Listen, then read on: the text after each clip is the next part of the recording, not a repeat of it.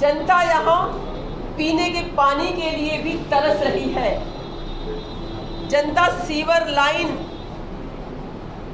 Overflow होने की वजह से बीमार हो रही है। पानी भराव की वजह से अपने काम पर नहीं जाते, बच्चे स्कूल नहीं जा पाते। शहर में गंदगी का अंबार होने की वजह से लोग अस्पतालों में पैसे भर रहे हैं। तो ये सारे जो हमारे सवाल हैं, इन सवालों का जवाब हम आपके माध्यम से इनसे मांगना चाहते हैं।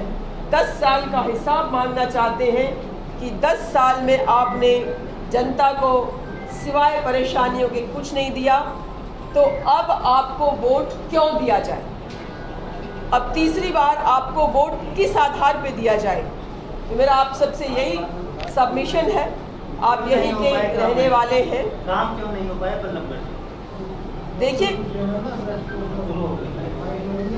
काम इसलिए नहीं हो पाए कि मंत्री जी को फुर्सत नहीं है। हमारे मंत्री जी अपने होटल बनाने में इतने ज़्यादा व्यस्त हो चुके हैं। अपना जो इतना लंबा चौड़ा साम्राज्य खड़ा किया है, उस साम्राज्य की देखरेख में भी तो समय देना पड़ता है ना। तो पूरा परिवार ही लगा हुआ है उसकी देखरेख में। राजनीति के नाम पे मंत्री जी के भाई घूमते हैं, वो भी गनमैन लेकर घूमते हैं, जबकि उनको कोई अथॉरिटी नहीं है गनमैन रखने की।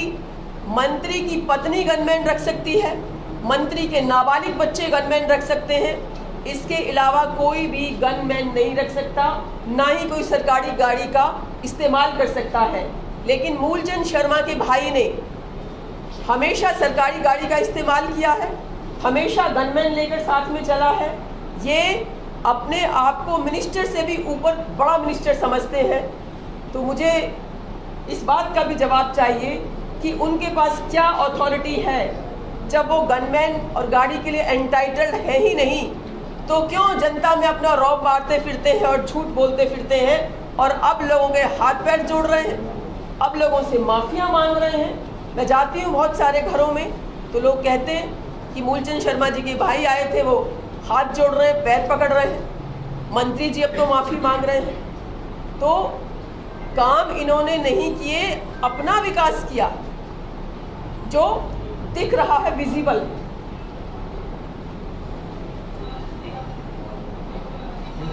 आपने ये कहा कि बहुत सारा कूड़ा कचरे का ढेर बाहर दिखाई दे रहा है, और सबका इसका कहना है कि ढेर इसलिए दिखाई दे रहे हैं कि ताकि अंदर से कूड़ा आया बाहर।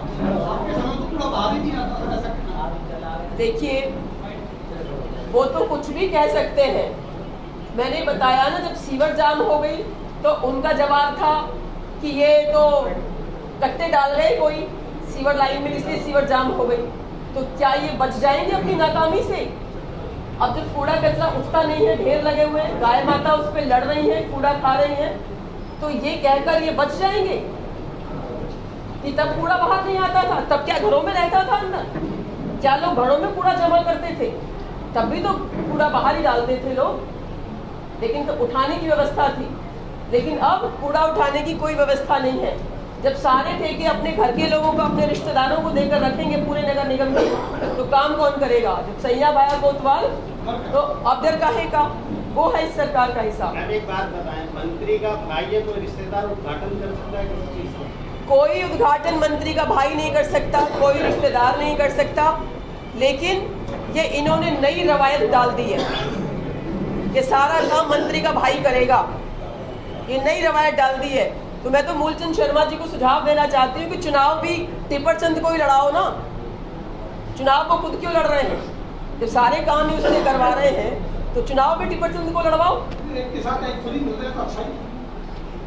अभी अफसरों की मीटिंग बुला रहे मंत्री जी, भाई साफ सफाई करा दो सीवरेज की, अभी उनको दिखाई दे रहा है। ये चुनाव में अब जब चंद दिन बाकी रह गए हैं, जब 1 महीने बाद आचार संहिता लग जाएगी, उनको पता है, तो अब तो चाहे वो अफसरों की मीटिंग लें, चाहे वो कार्यकर्ताओं की मीटिंग लें, चाहे जनता की मीटिंग लें, शहर के जो हालात हैं वो सुधरने वाले नहीं हैं। उसके लिए पहले से प्रयास होना चाहिए था, और ये एक सतत निरंतर प्रक्रिया है।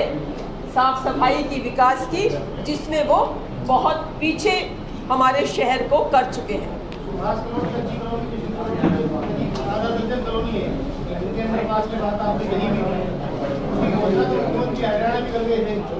घोषणाएं तो उन्होंने 54 घोषणाएं करी थी। 54 घोषणाओं में कितनी घोषणाएं पूरी हुई हैं ये उनसे पूछिए। अब तो वो ये कहते हैं कि वो घोषणा तो खट्टर साहब ने करी थी, अब तो नायाब सिंह है मुख्यमंत्री, तो चुनाव आते आते पता नहीं कौन मुख्यमंत्री होगा। ऐसा कहा जाता है कि जब कांग्रेस बुरे वक्त में थी तब आपने कांग्रेस का दामन छोड़ दिया, और जब कांग्रेस एक मजबूती के साथ हरियाणा में है तो आप सक्रिय हो गए। तो क्या वो भाजपा की तरफ आपका आकर्षण अब खत्म हो गया है पूरी तरीके से? मेरा आकर्षण कुछ दिनों के लिए, मैं क्योंकि मेरे प्रदेश अध्यक्ष से मेरी बनती नहीं थी, मेरा काफ़ी उनसे डायरेक्ट ही लड़ाई झगड़ा हो गया था, और उन्होंने कहा किसी भी कीमत पे आपको टिकट नहीं लेने दूंगा, तो उस गुस्से में मैंने पार्टी छोड़ी, कहकर छोड़ी थी। और मैं तो भाजपा में मात्र 1 महीना रही हूँ, मैं तो उसके बाद कहीं नजर आई नहीं, मुझे तो बुलाया गया तब भी नहीं गई। भाजपा की और हमारी विचारधारा मेल नहीं खाती है, क्योंकि वहाँ सिर्फ लोगों को इस्तेमाल किया जाता है और इस्तेमाल करके कोने में बिठा दिया जाता है। ये भारतीय जनता पार्टी का इतिहास रहा। अगर इस बार कांग्रेस से टिकट नहीं मिलती है तो क्या निर्दलीय चुनाव लड़ा जाएगा? देखिए, जो बात अभी हुई नहीं है, हाइपोथेटिकल बातों का जवाब तो मैं नहीं दे सकती ना। जो बात जिस समय पूछने की है उस समय पूछिए। और टिकट क्यों नहीं मिलेगा? टिकट 100% मिलेगा। हमारी पार्टी सर्वे के आधार पर टिकटें दे रही है, जीतने वाले उम्मीदवारों को टिकटें दे रही है। और इतना हम यकीन के साथ कह सकते हैं, ये जनता में हमने भी सर्वे करवाया है, हमारी पार्टी भी सर्वे करवा रही है, सर्वे में हमारा नाम भी ऊपर है, इसलिए 100% टिकट भी लेकर आएंगे और चुनाव भी लड़ेंगे। मैडम, ऐसा कहा गया कि फरीदाबाद अलग स्मार्ट सिटी बनेगी और बल्लभगढ़ अलग स्मार्ट सिटी बनेगी, तो क्या स्मार्ट सिटी की तरफ है? स्मार्ट सिटी के नाम पे मूलचंद शर्मा जी 2 रुपए भी बल्लभगढ़ में नहीं लेकर आ पाए। हजारों करोड़ रुपया कहाँ गया मुझे नहीं पता, लेकिन ये ऑन रिकॉर्ड है, एक कैबिनेट मंत्री 2 रुपए भी स्मार्ट सिटी के नाम पे अपने विधानसभा क्षेत्र में नहीं ला पाए। ये अफसोस है हम इस बात का।